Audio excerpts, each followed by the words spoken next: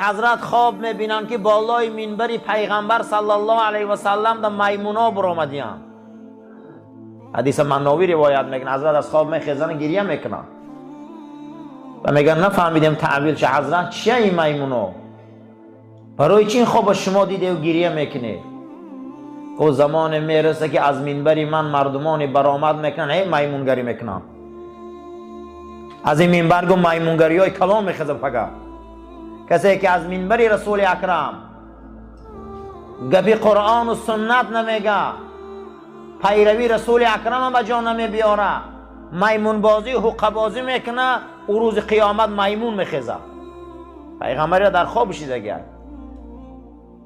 ابن حجر هم میبیاره که پیغمبر خواب میبینه که یک سگ سیاه میگذشه در خوابش از پاش میخیزه، میگه در بین شما مردمی هست که نسل او در خاندان من هجوم میکنه.